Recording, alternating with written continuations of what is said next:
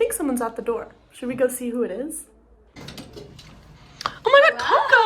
Hey, what are you doing here? Actually, just in the neighborhood. I wanted to see if you wanted to chat about trait theories. Yeah, well, I'm just like making some pesto pasta. You want to come on in and we can chat? Sure. Oh my god, okay. Okay, so May, do you know the meaning of personality psychology? No, I don't. Do you want to tell me? Well, actually, personality psychology is the study of traits in individuals and groups of people. Oh, really?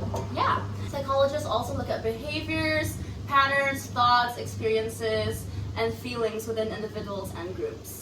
Oh, super cool. Yeah. So a little overview of trait theory as a framework for studying psychology is that trait theory in personality rests on the idea that people differ from one another based on their different strengths and intensity of basic trait dimensions. Oh, that's super cool. Right?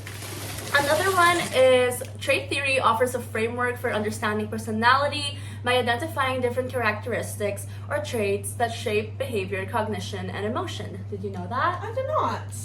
Cool. Thank you so much for teaching me. Of course. Moreover, trait theory helps predict behavior and understand individual differences across various life domains.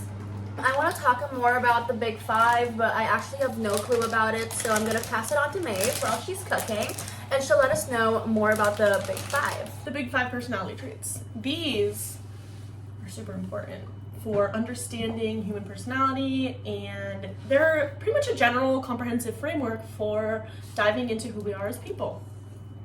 First one is going to go ahead and be extroversion, and this trait reflects the extent to which individuals are outgoing, energetic, sociable, and extroverts tend to enjoy social interactions, big groups, types of things like that bring these individuals energy.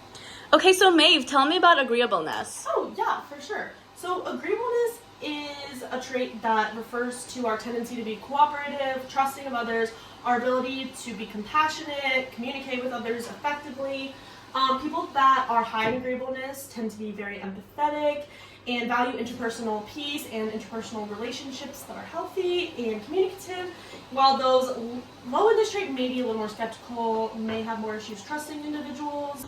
Maeve, what's the next trait? Yeah, so the next trait is going to go ahead and be conscientiousness, and this refers to the degree that individuals are organized, responsible, and sort of aware of themselves and their surroundings. So people who are super conscientious are dependable, goal-oriented, very diligent, organized, task-oriented as well.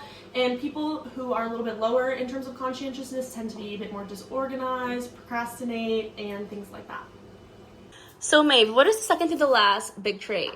Yeah, so the second to the last of the Big Five personality traits is going to go ahead and be neuroticism. And neuroticism is also commonly known as emotional instability, and this just refers to a tendency to experience negative emotions such as anxiety, depression, moodiness, and other types of negative emotions. So high levels of neuroticism are typically associated with heightened emotional states, emotional reactivity to certain stimuli, certain situations, and also a high vulnerability to stress and other issues with coping.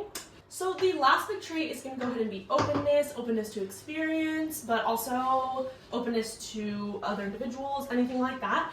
And this trait sort of represents our creativity, our imagination, our ability to sort of be open to new experience, new people, just sort of our innate sense of exploration and things like that.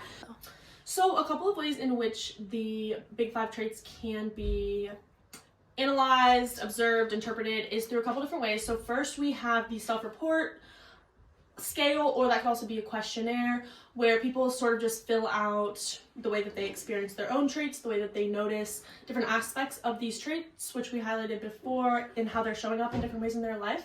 So that's one main way. Another way is through observation. So this could just be through a researcher observing a bunch of different people and their interactions, reactions with each other, and just generally how they handle emotional situations. And then for a final sort of way of analysis. That could be a behavioral assessment, so that could be through a clinical interview. That's just like more hands-on, finding out information about the actual behavior that a person exhibits when they are handling an emotional situation and the type of traits they resemble throughout this. Thanks for listening!